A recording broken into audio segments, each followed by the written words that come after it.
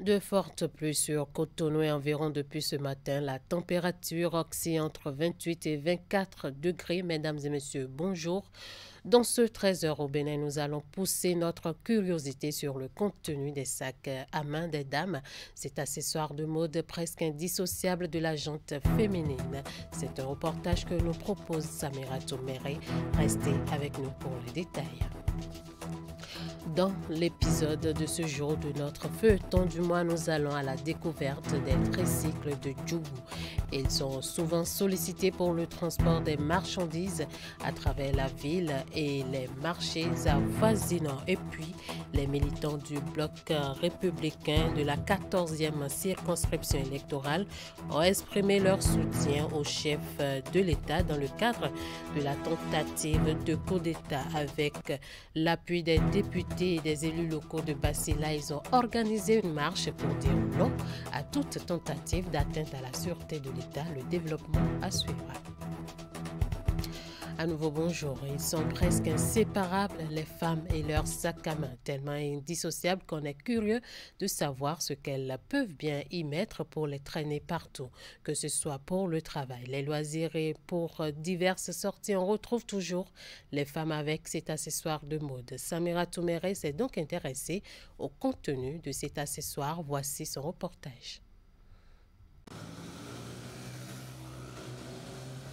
À Cotonou et dans d'autres grandes villes du Bénin, la plupart des femmes ne pourraient jamais sortir sans un sac à main. Les raisons avancées par ces dernières varient d'une femme à une autre. Le sac à main, là, c'est ça qui fait la femme.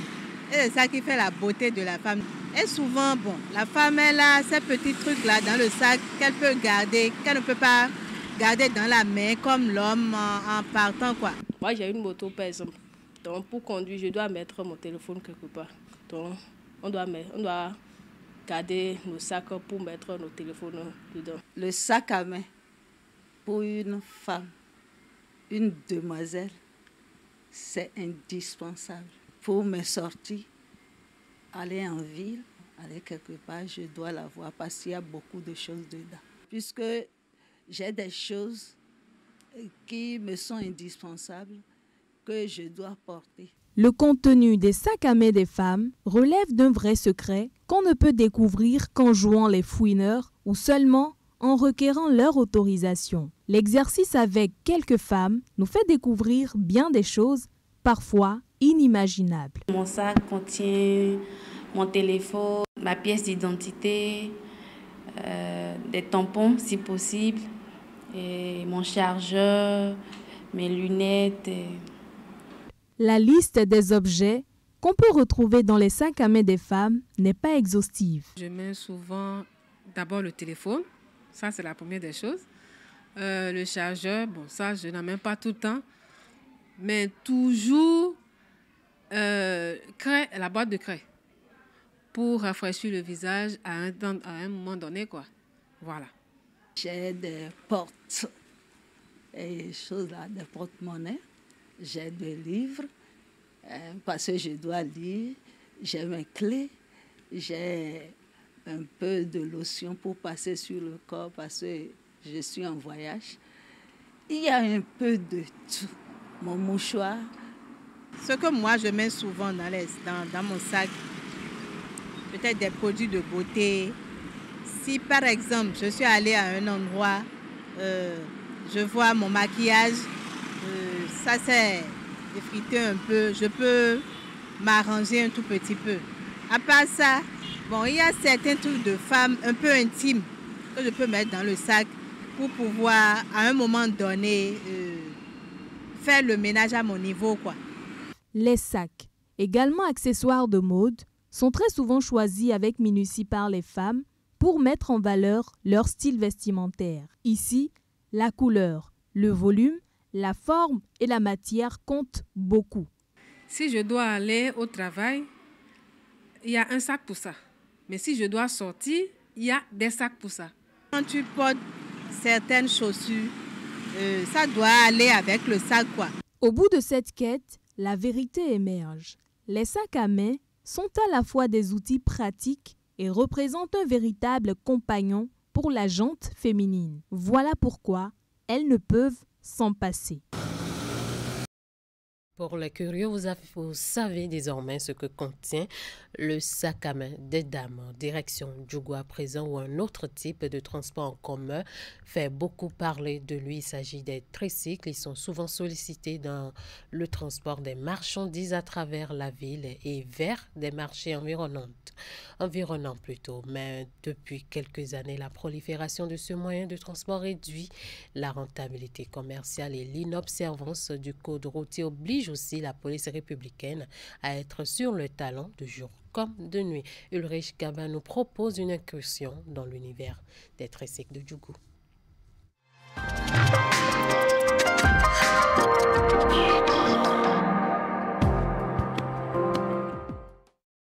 Carrefour où l'on peut venir négocier les tricycles dans la ville de Djougou, dans le département de la Donga. Ces engins sont de plus en plus sollicités dans le transport des marchandises à travers la ville ou sur des distances relativement courtes. Mais la prolifération de ce type de moyens de transport rend aujourd'hui le secteur moins rentable selon les acteurs eux-mêmes. Avant, on sort là, on gagne 50 000 par jour. Avant, le temps qu'il n'y a pas beaucoup de tricycles, 50 000, 100 000, on gagne. Maintenant, moi j'aime mon propre tricycle. Maintenant, comme je sors, je peux faire un mois, je ne gagne pas l'argent. Avant, si on cesse tricycle, c'est si on trouve à Carrefour ici. La peur du policier est la plus grande préoccupation de ces conducteurs de tricycles. Ils estiment qu'ils sont presque tous les jours victimes de harcèlement. À cause de petits marchés, moi là où je suis, j'ai peur à cause des policiers. C'est pas que je ne suis pas à Zou. On est à Zou. Mais quand même, c'est là. Quand tu passes, en même temps, ils te demandent les papiers. Même s'ils ne demandent pas les papiers, en même temps, ils te disent que donne l'argent. Et souvent, avec nos passagers, si on prend un apprenti, il reste sur notre caisse ici, là. C'est un apprenti. Même s'il a porté casque et vous allez là, il y a un policier qui va vous arrêter, va dire pourquoi vous êtes à deux sur le tricycle. Le tricycle ne prend pas des personnes humaines. Donc il faut qu'on fasse descendre les apprentis. Même si c'est un bagage, même si c'est les bœufs que nous transportons, les moutons, ils vont nous arrêter, demander les papiers des moutons et les papiers des bœufs. On ne sait pas où faire ces genres de papiers-là. Mais à la question de savoir si ce n'est pas la non-observance des règles du code routier par les conducteurs eux-mêmes qui oblige les agents de la police républicaine à être plus rigoureux dans les contrôles, voici la réponse. Oui, c'est vrai. Pourquoi il ne reste pas le code de la route? Parce que c'est le niveau qui sont l'entrée dedans. C'est le niveau. La personne, sa maman il a acheté tricycle pour la donner, sa papa il a acheté tricycle pour la donner. C'est ça qui amène les problèmes. On nous exige à faire des permis, mais on n'a pas une structure qui a mis à place pour nous faciliter le fait de faire les permis là. Et il y a certains qui ont les petits permis de voiture là, qui conduisent avec. Une autre préoccupation des conducteurs de tricycle, c'est l'arrêté préfectoral qui fait injonction à tous les acteurs de ce type de transport de libérer la circulation routière aussitôt après 19 h. Une décision qui n'agrée pas du tout les conducteurs, puisque la plupart de leurs marchés s'exécutent la nuit à l'arrivée des taxis et surtout des bus. Moi, avant que j'ai parti à quelque part, on m'a dit ça. Et les policiers nous ont dit qu'à partir de 19 h, ils ne veulent pas nous voir, on est en train de cycler. Maintenant, tu as resté depuis le matin, tu n'as pas travaillé. C'est 19 h, on t'a appelé de venir trouver 1000 francs. Ils vont te dire d'arrêter. Est-ce que ça peut aller comme ça? On a compris que peut-être c'est à cause des accidents, ils refusent. Bon. Et on s'est entendu, au moins il faut avoir des feux de gabarit tricolore sur les tricycles. Bon, si c'est sur ça, ils ont exigé, ça serait bon. Mais le fait de dire de ne pas circuler, par exemple les bus qui arrivent à 20 h, à 22h, ils vont vous appeler, venez me ramasser les bagages. Oh, ça fait ça, nous, au moins, on se débrouille, on ne peut pas nous interdire. Donc, les autorités n'ont qu'à revoir la situation et de bien gérer avec nous et nous aider. Malgré les difficultés du secteur, le requiem des tricycles n'est pas pour bientôt. Bien au contraire, de nouveaux acteurs font leur entrée pour satisfaire la demande parfois élevée au sein de la clientèle.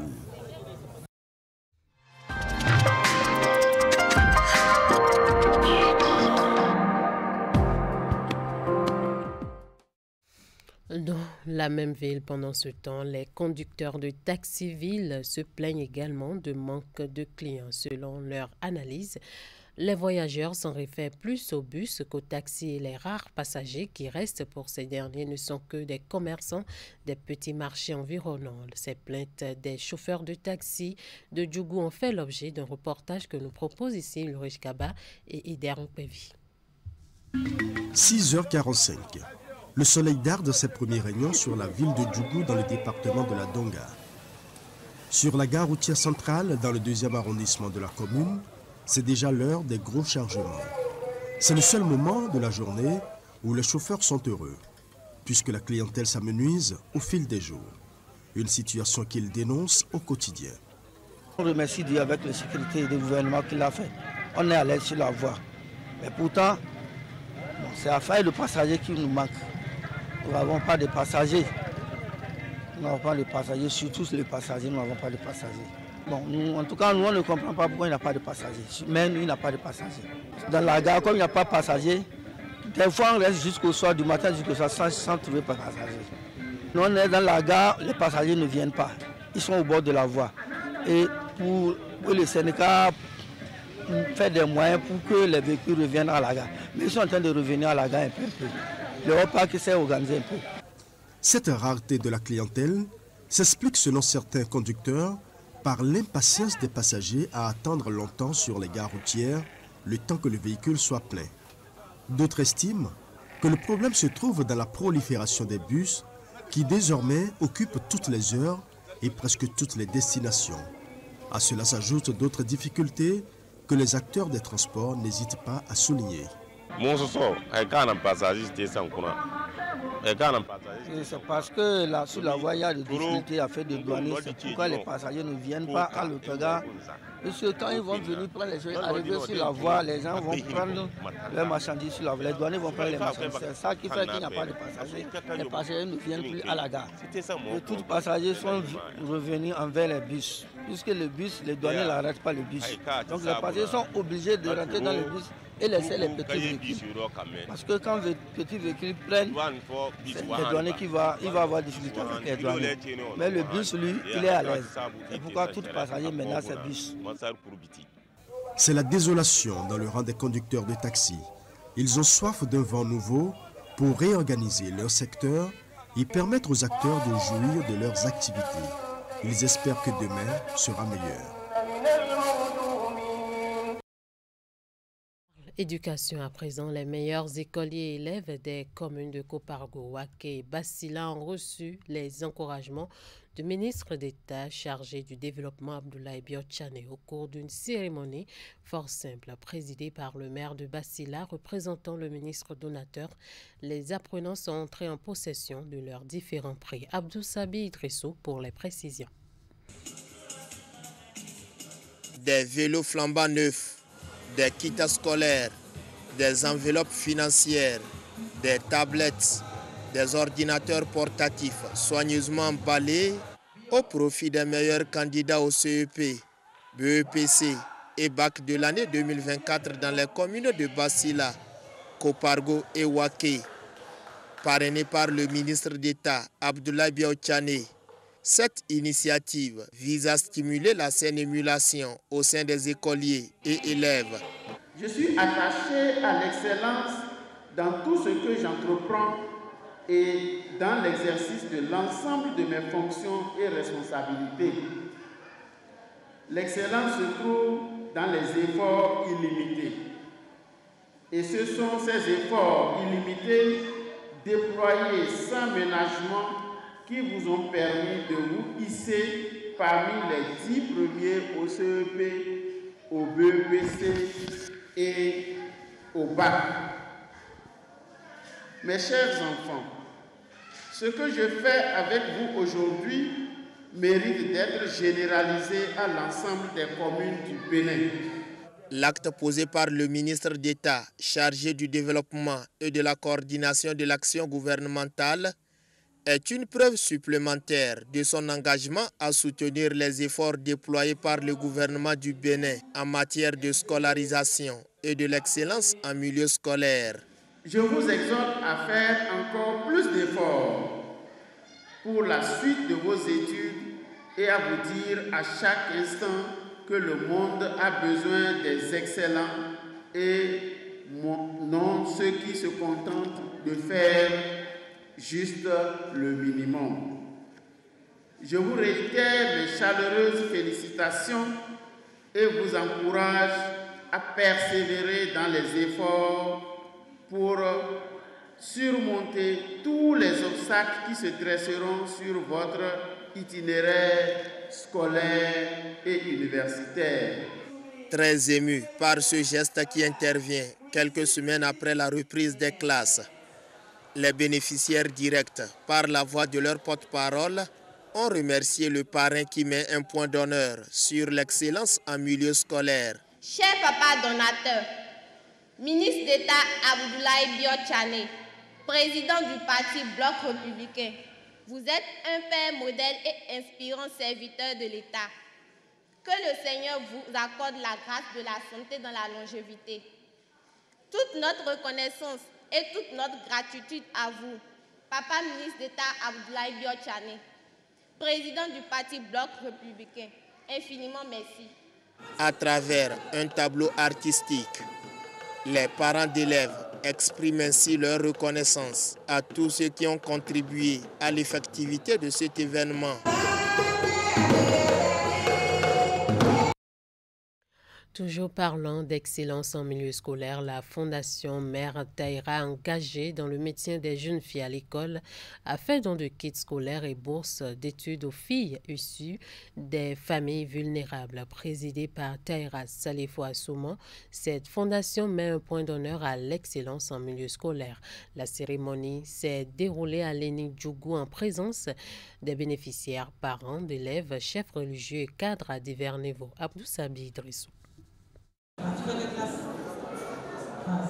travaille bien en classe. Demain, tu seras une grande dame.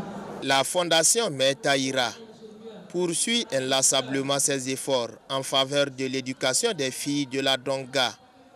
Pour la 5e fois consécutive, elle vient offrir 200 kits scolaires et 50 bourses d'études aux filles méritantes de Kopargo, Basila, Ouaké et Djougou. Les objectifs poursuivis à travers l'octroi de cette bourse sont donner une égalité de chances aux filles vulnérables de poursuivre leurs études dans les mêmes conditions que les autres enfants, cultiver en elles le goût des études, promouvoir l'excellence au sein de la jeune féminine, lutter contre le décrochage scolaire des filles par manque de moyens financiers. Les bourses FMT ne sont pas seulement une récompense, elles transmettent également des valeurs et un message d'encouragement afin que vous soyez des dignes ambassadrices de la Fondation auprès de vos camarades, élèves, jeunes filles, des parents et des éducateurs pour dire oui, c'est possible de continuer d'aller à l'école et d'y exceller malgré nos moyens limités. La présidente de cette fondation qui a le cœur sur la main ne lésine pas sur les moyens pour le maintien des filles à l'école. La Mère Taïra, nous lui demandons de s'armer plus de courage et de continuer dans ce sens-là. Et nous profitons également pour demander aux sponsors de l'accompagner parce que ce qu'elle fait est noble. Et l'éducation, c'est le socle du développement. Elle contribue beaucoup pour le développement de la commune de Djougou. À ces filles qui reçoivent ces dons, ces bourses, je leur dis beaucoup de courage et je les invite au travail. Parce que ce n'est pas pour rien qu'on leur donne, on leur donne pour qu'elles puissent travailler dans de bonnes conditions. À travers cette activité qui a mobilisé autorités religieuses, politico-administratives, Parents d'élèves et invités de marque, cette fondation donatrice a une fois encore prouvé sa bonne volonté de contribuer de façon significative à alléger la charge financière des familles défavorisées. Mère Taïra, ce message vient du plus profond de nos cœurs pour vous remercier. Car ce geste encourage les jeunes filles que nous sommes à bien travailler, encourage les organisateurs ainsi que nos parents.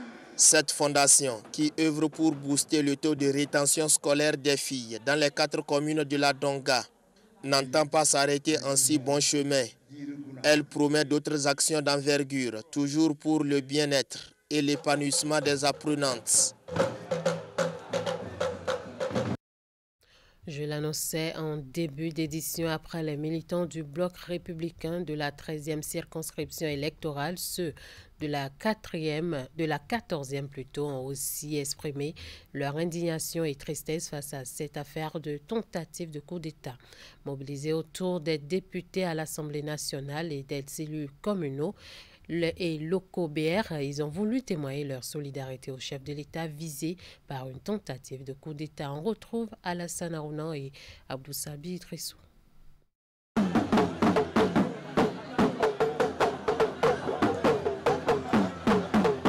C'est une marée humaine, quelque peu désolée et attristée par ce qui fait l'actualité sociopolitique dans le pays, qui a fait le déplacement de Basila en provenance de Kopargo, Waké et bien évidemment de Basila. Ces militants et sympathisants du bloc républicain sont ici pour apporter leur soutien et compatir à la douleur du chef de l'État visé par une tentative de coup d'État. C'est à travers cette marche pacifique à laquelle se sont associés honorables députés et élus communaux. Nous marchons aujourd'hui pour dire non à toute tentative de remise en cause de la démocratie par la force. Des événements qui se produisent dans notre pays aujourd'hui nous affectent. Et les populations de la 14e disent non à cela. L'honorable Hassan a déjà décrit le contexte. Ce que je voudrais ajouter est que nous disons non à un coup de force au Bénin et que nous soutenons fermement le président Patrice Talon et le président ABT. À la place publique de Basila, point de ralliement de cette marche, les coordinations communales BR, par la voix de leur porte-parole, vont délivrer un message pour fustiger l'acte antidémocratique déjoué. Nous, population de Basila, de Kopargo et de Waké, condamnons fermement toute idée de prise de pouvoir par la force, car nous sommes profondément attachés à la démocratie et donc à l'alternance par la voie des élections.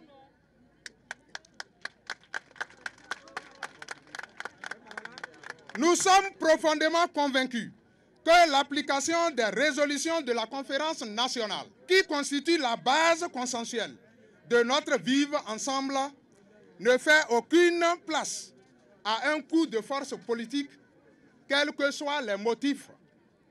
Il existe toujours dans les dispositions constitutionnelles et légales une réponse et une solution pacifique à tout problème et à toute frustration née de nos relations interpersonnelles et administratives. Merci pour cette déclaration que je viens de recevoir. Je la transmettrai à qui de droit, comme souhaité. Et rassurez-vous, cette déclaration sera remise au chef de l'État en main propre par le ministre d'État, M. Abdoulaye Biochane. Je vous remercie. La 14e circonscription électorale derrière Talon. Dieu protège Patrice Talon. Non au coup d'État au Bénin. Vive la démocratie. Les putschistes dehors. Vive ABT. Vive Talon. Ce sont là quelques messages inscrits sur les différentes pancartes. Un tour dans le département du Zo, deuxième édition du colloque scientifique international des sciences, technologies, ingénierie et mathématiques. L'événement s'est déroulé sur le campus de l'UNESTIM qui porte également l'initiative. Le rendez-vous a réuni acteurs académiques et du monde de la recherche, enseignants, doctorants et autres. Le thème retenu pour les échanges et réflexions est intitulé la recherche scientifique et les innovations technologiques pour un développement durable. Plus de précisions avec Imet Hélène Amoussou.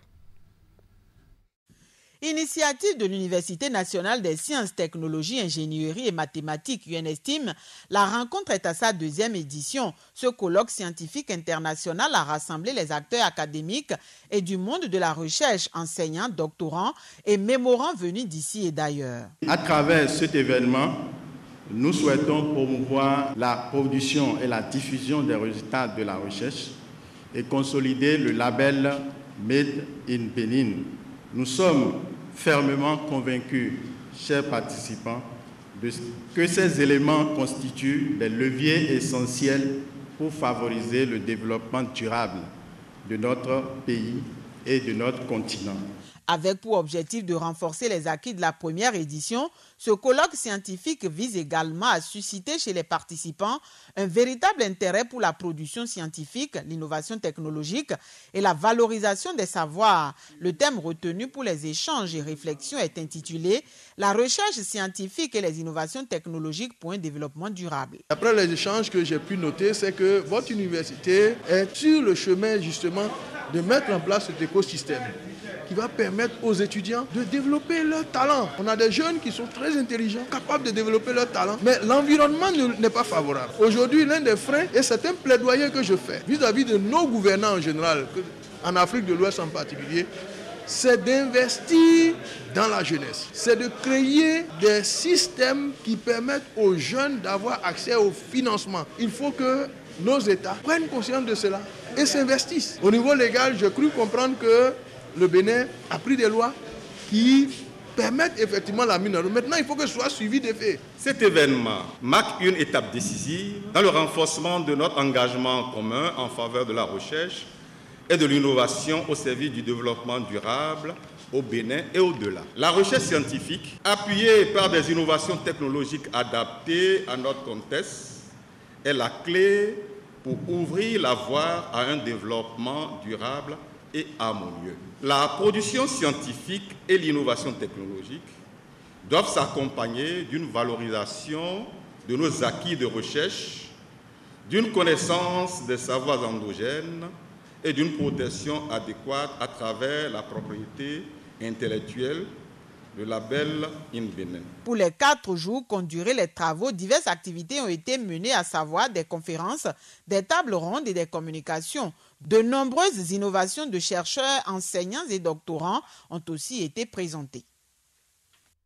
Le professeur Félicien Avlessi, recteur de l'université d'Abomey-Calavi et son équipe sont en fin de mission. 3 ans après leur nomination, ils ont présenté le bilan de leur mandat à la communauté universitaire en attendant de connaître les nouveaux responsables de l'UAC. C'était mardi dernier à la salle Idriss Déby sur le campus. Reportage Idrissou Boukari, Henri Ganti. Mon équipe a largement rempli sa mission tout temps. Une mission de 36 mois qui s'achève sur une note de satisfaction et de nouveaux défis. Je voudrais exprimer notre plus profonde reconnaissance au chef de l'État.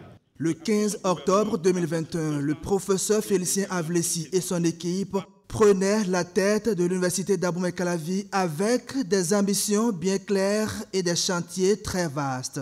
Faire rayonner l'UAC à travers l'Afrique et le monde et contribuer à l'amélioration de la qualité de l'enseignement supérieur dans un contexte de réforme opéré par le gouvernement. Le recteur en fin de mandat va présenter son bilan qui prend en compte 2 principaux axes, la réalisation matérielle d'ordre infrastructurel et les infrastructures immatérielles. En me situant sur l'axe des réalisations matérielles, je voudrais rappeler à notre attention qu'avant octobre 2021, les services du rectorat de l'université d'Abomey-Calavi étaient dispersés entre plusieurs bâtiments sur le campus d'Abomey-Calavi.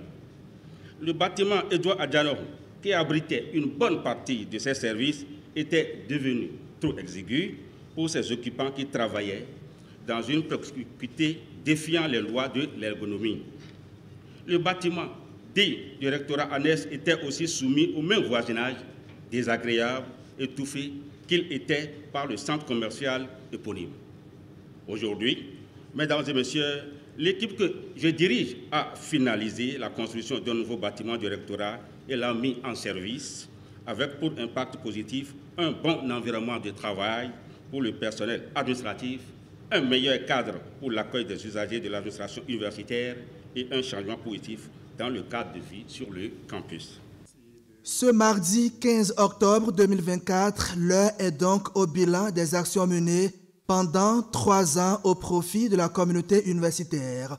Un tableau détaillé des actions de la mandature 2021-2024 présenté au public, composé d'étudiants, personnels administratifs, chefs d'entité et enseignants du supérieur. D'octobre 2021 à octobre 2024, l'équipe rectorale a engagé d'importantes réformes structurelles et procédurales.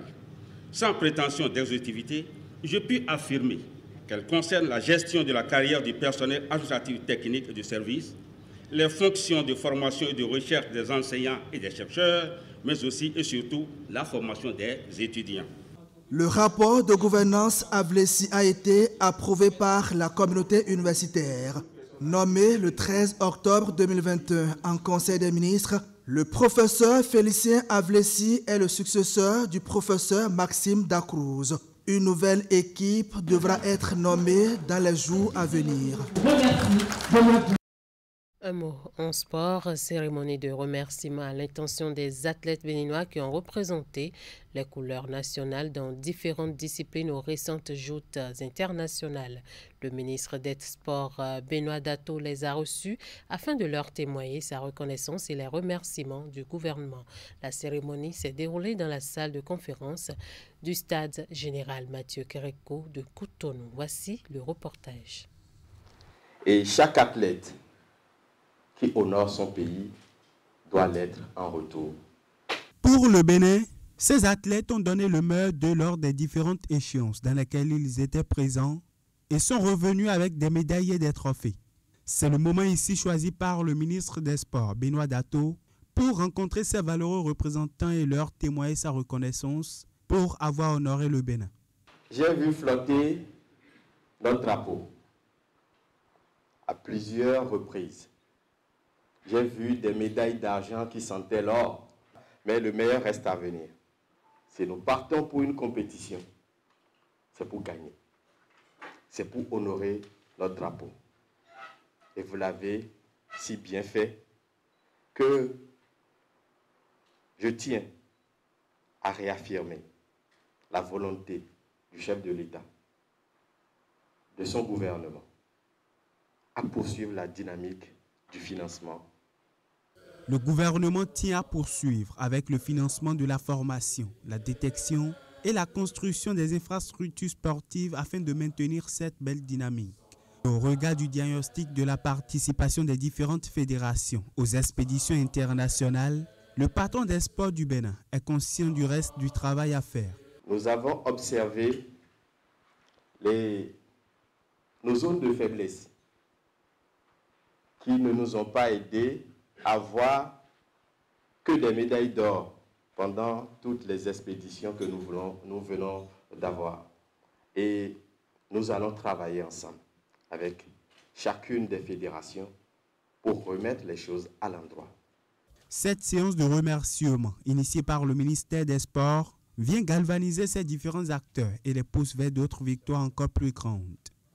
C'est un grand honneur de voir le ministre et qu'il nous félicite pour tout ce qu'on a eu à faire. C'est un sentiment de joie parce qu'on s'est tous retrouvés en famille de sport. On était tous ensemble avec le ministre. C'est aussi un plaisir de le rencontrer parce que je ne l'ai jamais vu, c'est ma première fois. Cérémonie sensationnelle, hein. Nous sommes revenus vice-champions de la Coupe du Monde, c'est toute une satisfaction. Et vous l'avez remarqué, le ministre nous a invités et c'est une grande satisfaction. Ce qui reste à faire, la balle est dans notre camp. En tant que président, c'est une fierté pour nous d'amener des athlètes dans les grandes compétitions et c'est encore une joie pour nous de voir les autorités reconnaître le travail que ces athlètes ont abattu. Athlètes, staff et encadrement technique ainsi que les différents responsables de fédération, tous témoignent leur reconnaissance au ministre pour cette séance de remerciement. Ils invitent l'autorité et le gouvernement à continuer de mettre les moyens à disposition des différentes sélections pour d'autres prouesses plus grandes à l'occasion des prochaines compétitions. « 36 minutes sont passées après 13 heures, fin de cette édition. Merci de nous avoir suivis. Merci à toute l'équipe de rédaction, de réalisation et de diffusion. Passez un bon après-midi en compagnie de nos programmes.